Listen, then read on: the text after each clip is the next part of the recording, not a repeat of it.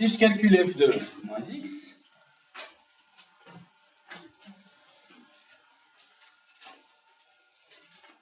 ça s'appelle sinus.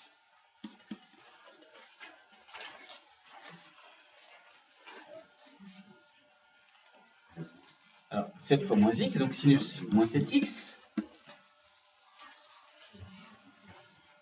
Dans le cercle trigonométrique, je prends un angle θ et je lis sur le cercle son sinus. Je vous rappelle que nous regardons alors sur l'axe des ordonnées. Sinus θ. θ ici c'est 7x. Sinus moins 7x, c'est donc sinus moins θ. Moins θ, je prends l'opposé. Et vous le voyez par symétrie, le sinus de moins θ, je le lis par définition sur l'axe des ordonnées, mais le sinus de moins θ, il s'exprime en fonction de sinus θ. Ces deux nombres sont opposés. Sinus moins θ est égal à moins sinus θ.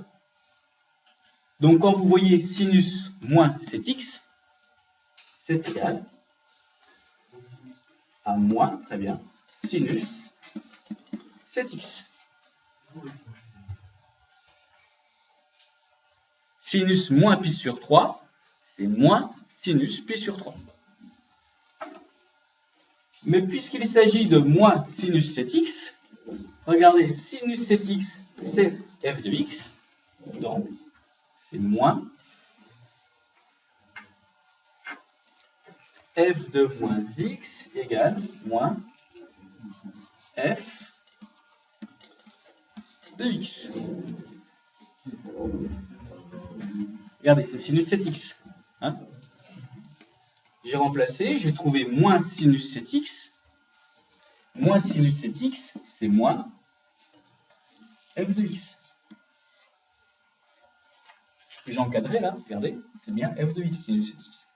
Donc moins sinus 7x, c'est moins f de x. Conclusion, si f de moins x est égal à moins f de x, donc f est impair.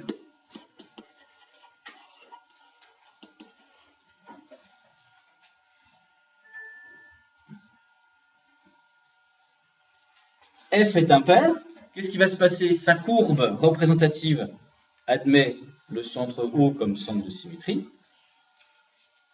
Et par exemple, donc, l'intégrale, alors je sais pas moi, entre moins 10 pi et 10 pi de sinus 7x dx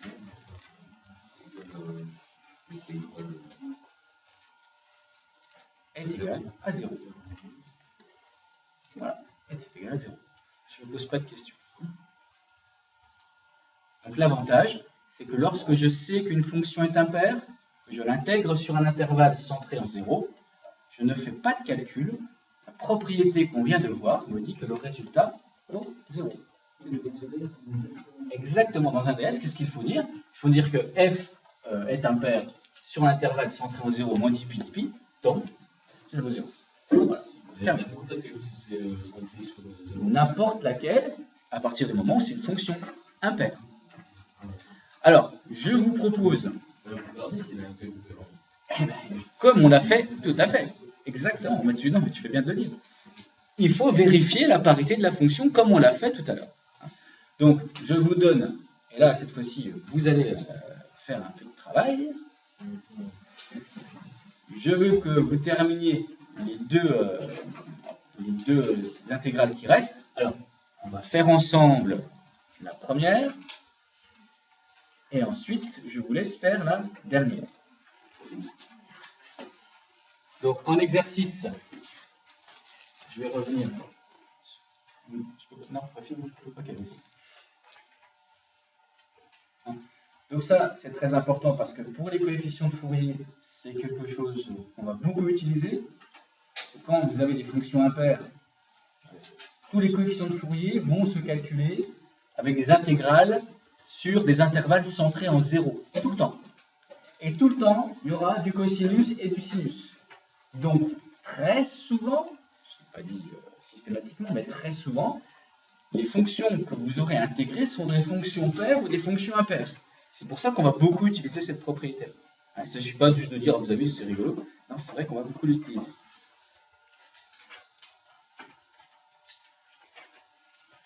Donc, l'exemple que j'ai donné, le deuxième, donc l'exemple de l'exercice,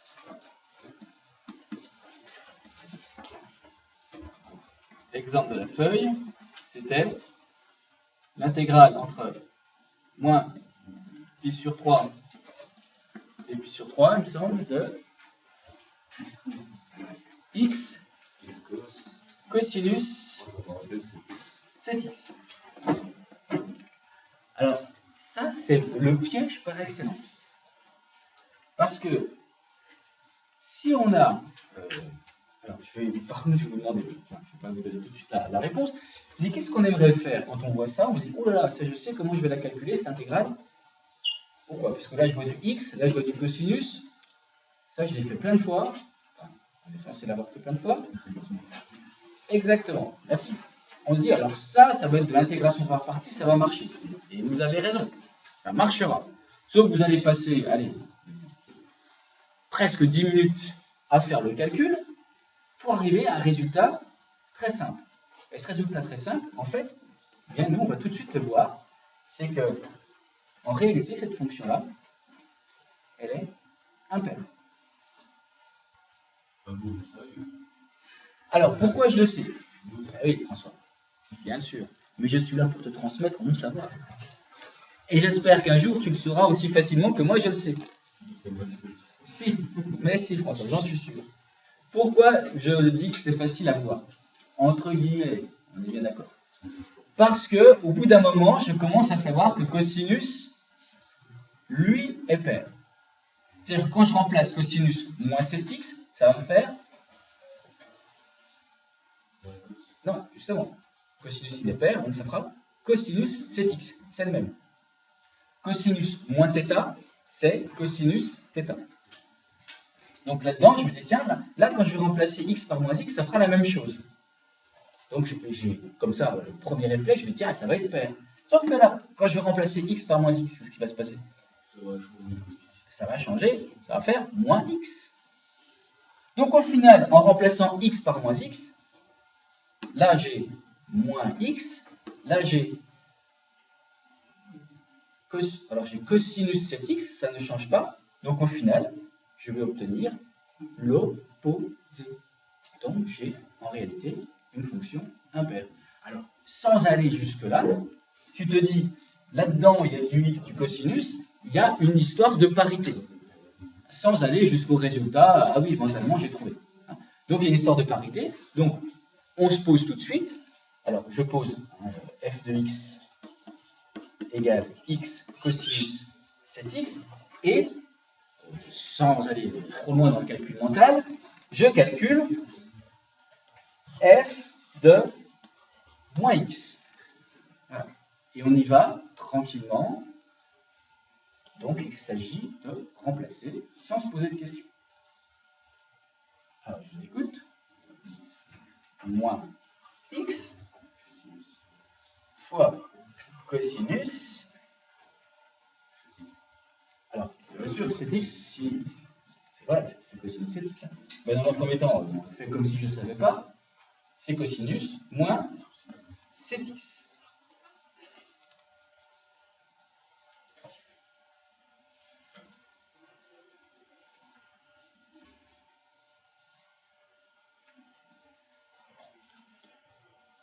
Moins x, moins x, ça reste moins x, je ne vais pas le changer. Par contre, retenez ce résultat. Cosinus moins θ, c'est cosinus θ. Donc cosinus moins 7x, c'est égal à cosinus 7x. au miracle.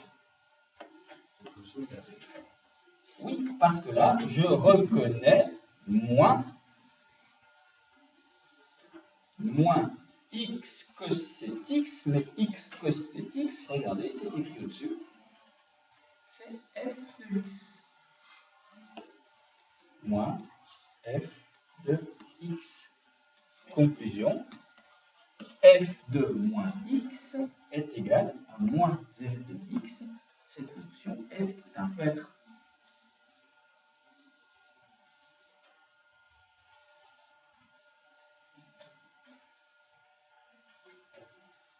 Alors, je vais faire quelque chose de pas génial, mais qui, je suis sûr, va vous plaire.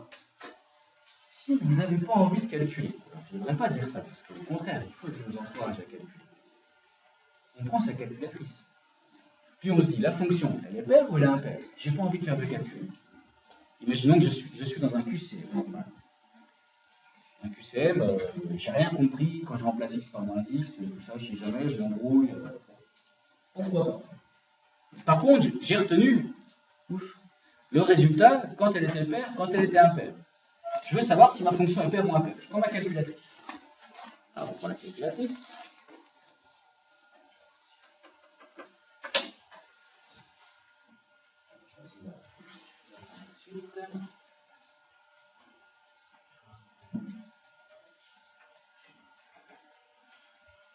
Je prends la calculatrice. Et qu'est-ce que je fais avec ma calculatrice?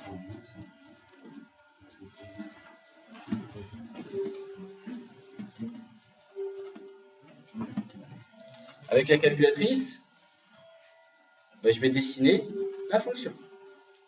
Voilà. Donc je vais dans le menu graphe. Et la fonction qui est dans l'intégrale, c'est x fois cosinus 7x. De ce qui est dedans. D'accord? Bon, ben, j'écris x fois cosinus 7x. Voilà. Hop, et puis j'appuie sur genre. Et j'ai ça. Cette fonction, à votre avis, elle est.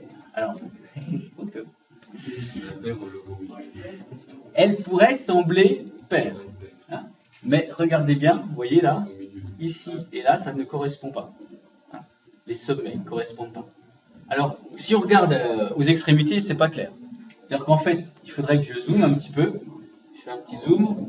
Alors, finalement, je ne pensais pas. C'est pas si évident que ça. Bon, je vais faire un zoom in.